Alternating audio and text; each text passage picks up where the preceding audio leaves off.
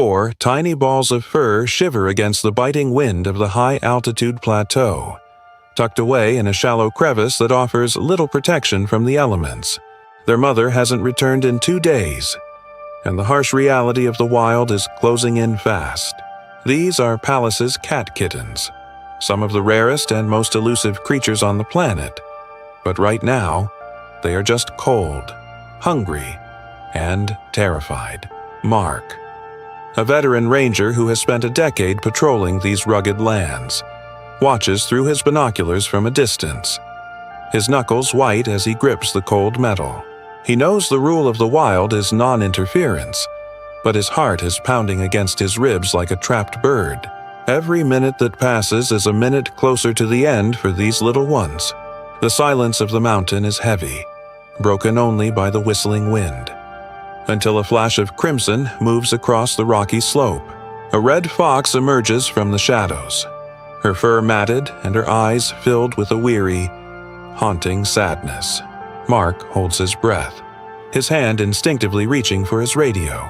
Red foxes and Pallas's cats are usually competitors, and a hungry fox stumbling upon an unguarded nest almost always ends in tragedy. The fox, whom Mark has tracked for years and named Ruby, lost her own litter to a sudden blizzard just a week ago. Her instinct to hunt is sharp, but something else is flickering in her eyes.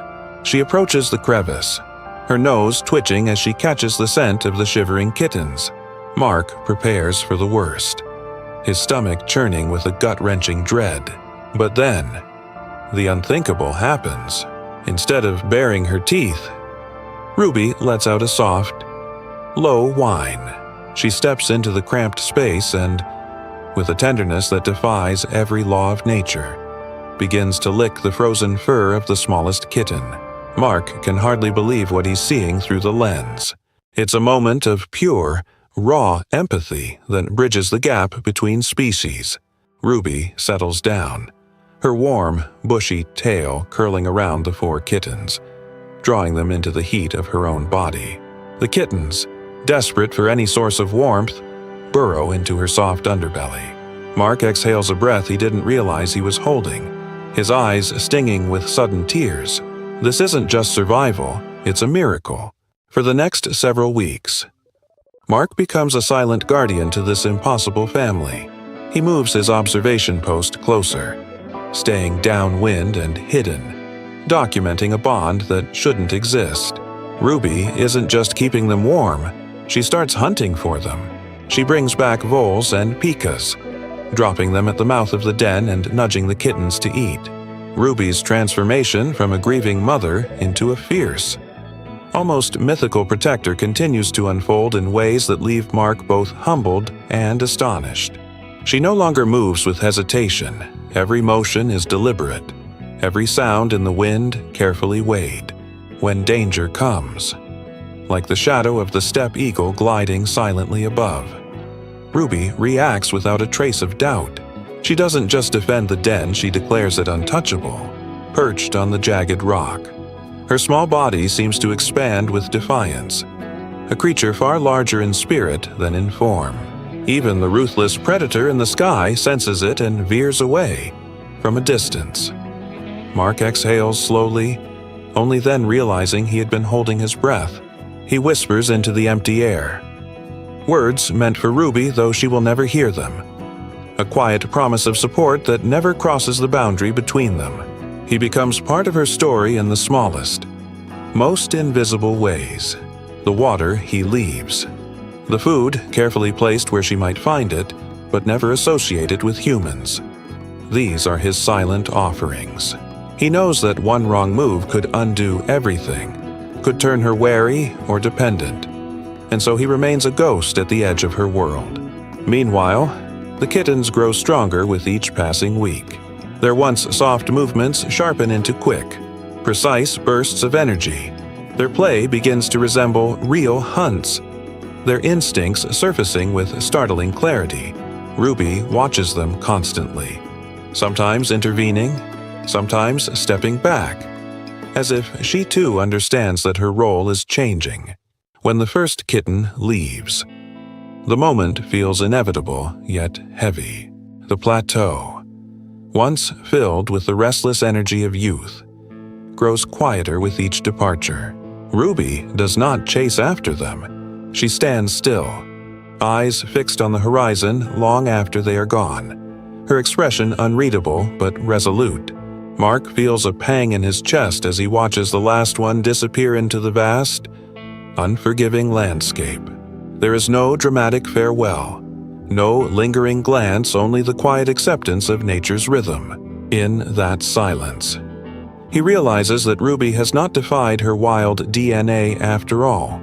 She has fulfilled it in the most extraordinary way possible. Ruby is left alone in the den. Mark watches her through the binoculars, seeing her pacing the area, calling out with that same soft whine he heard on the first day. It's a heart-wrenching sight. She has given everything to these orphans, and now they have vanished into the vastness of the mountains without a second glance. For Mark, the project feels finished, but the emotional weight stays with him. He continues his patrols, often spotting Ruby as she returns to her solitary life. Her gait a little slower, her eyes perhaps a little more tired.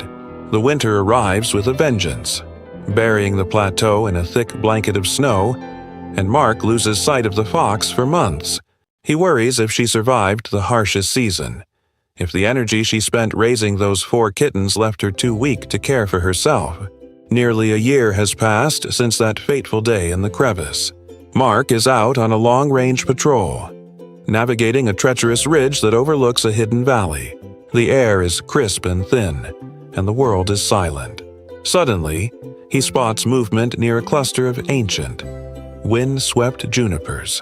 It's a red fox. He recognizes the notched ear and the specific shade of her coat immediately. It's Ruby. She looks healthy, her coat thick and vibrant against the white snow. But she isn't alone. Mark's heart skips a beat. Hovering just a few feet away are 4 large, powerful Pallas' cats. Mark rubs his eyes, convinced the thin air is playing tricks on his mind. It shouldn't be possible. Pallas' cats are notoriously solitary and territorial. They don't form packs, and they certainly don't hang out with foxes. But as he watches, the unbelievable happens. The largest of the Pallas' cats, the one with the notched ear, approaches Ruby. There is no growling, no baring of teeth. Instead, the cat let out a short, chirping sound and nuzzles his broad, flat head against Ruby's neck. The other 3 gather around, and for a few incredible minutes, the 5 of them sit together in the snow. A bizarre and beautiful family reunion. Ruby grooms the notched ear of the large cat, just as she did when he was a freezing kitten. It's a display of gratitude and recognition that shatters every scientific expectation Mark ever had. They haven't forgotten the mother who saved them. They have returned to the place where it all began to show her that they survived, that her sacrifice wasn't in vain. Mark sits down in the snow, his legs suddenly weak from the sheer emotion of the moment. He captures the scene on his camera, but he knows no photo could ever do justice to the feeling in the air. It's a profound testament to the power of compassion and the mysterious bonds that can form in the harshest environments. These animals, driven by survival and instinct, found a way to choose love and loyalty instead. The Pallas' cats eventually move off into the rocks, melting away like ghosts, and Ruby watches them go with a calm, steady gaze. She seems at peace, her mission truly complete. Mark watches her disappear over the ridge, knowing he has witnessed something that few people on Earth will ever truly understand. This experience changed Mark forever. Ruby's story helped Mark realize that the wild is not just a place of harsh survival, but one filled with depth, intelligence, and unexpected warmth. What we see in animals is often only the surface, if we look closely enough. If this story touched your heart, please hit the like button and subscribe for more incredible wildlife encounters. What's the most surprising act of animal friendship you've ever heard of? Comment below and let us know.